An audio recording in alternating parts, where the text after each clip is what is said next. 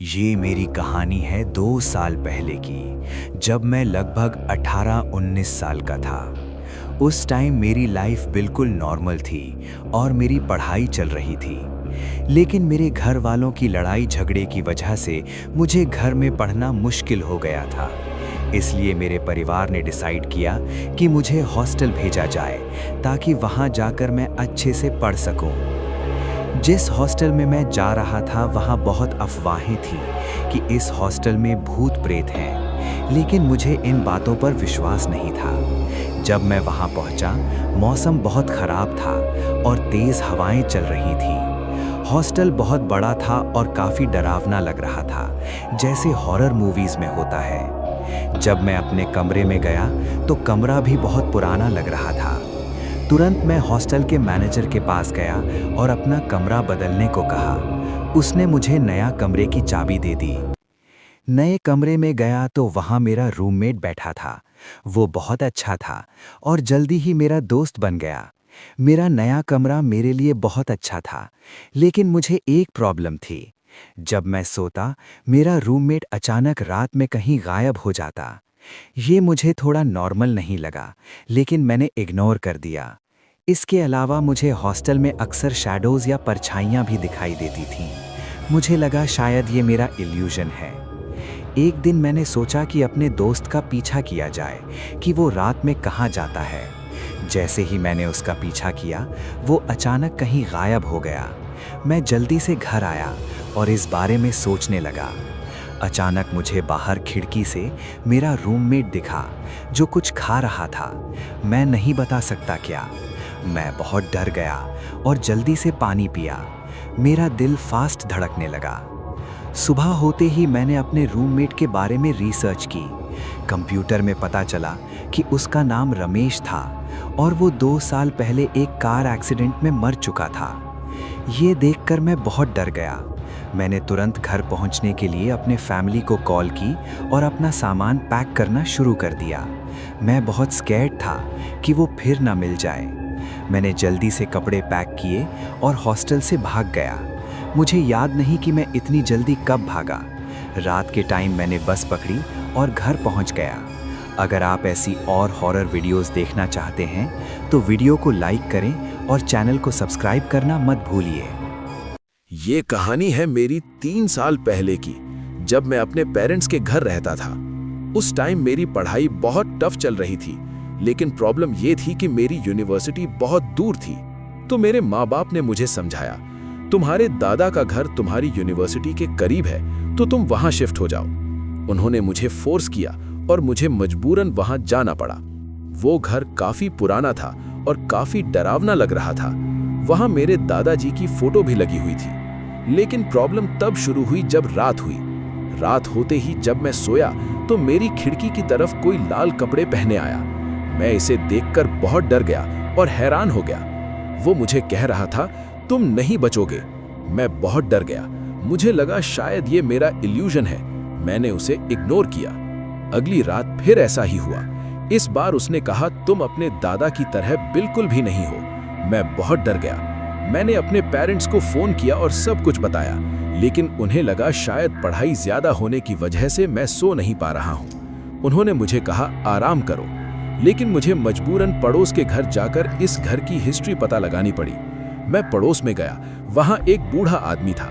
मैंने उसे सब कुछ बताया। उसने फिर मुझे बताया कि जब उसके दादा यहाँ रहते थे तब क्या हुआ।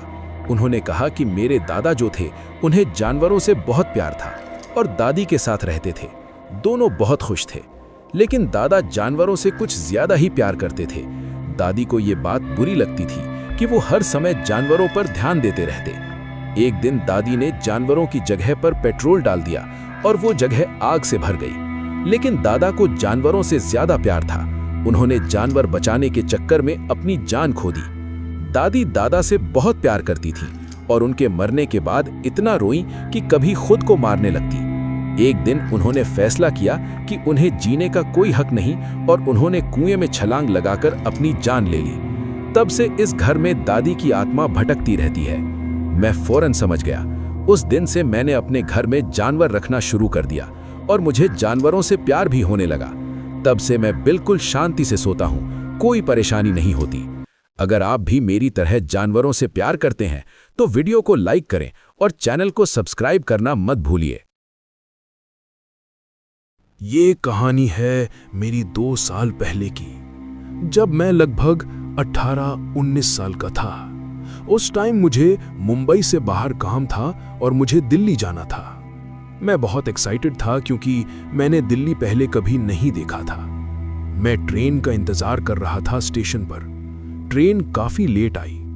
जब ट्रेन आई तो मैं उसे देखकर हैरान रह गया, क्योंकि ये ट्रेन बहुत ओल्ड थी, पुरानी जमाने की लग रही थी। मुझे काफी अजीब लगा, लेकिन बिना झिझक मैं ट्रेन में चढ़ गया और अपनी सीट ढूंढने लगा। मुझे एक एम्प्टी सीट चाहिए थी जहां कोई न बैठा हो, क्योंकि मुझे लोगों से मिलना या उनके साथ बैठना पसंद नहीं था। मुझे एक सीट मिली जो काफी अच्छी थी। मैं वहां बैठ गया, लेकिन इस ट्रेन में जो लोग थे वो सच में बहुत अजीब थे। मेरे पीछे वाला जो बैठा था वो अजीब हरकतें कर रहा था। मैंने उसे इग्नोर किया, लेकिन एक और बहुत डरावना बात हुई। जब मैंने अपना चेहरा मिरर में देखा तो मैंने खुद को एक लड़की के रूप में देखा। मैं बहुत परेशान हो गया। मुझे लगा शायद मैं ठीक से सोया नहीं हूं, इसलिए ये इल्यूजन हो रहा है। मैंने अपनी आंखें बंद की और मुझे नींद आ गई। मैं काफी देर तक सोया। जब मैं उठा तो ट्रेन में कोई भी नहीं था। ट्रेन चली गई थी और ट्रेन बदल भी चुकी थी।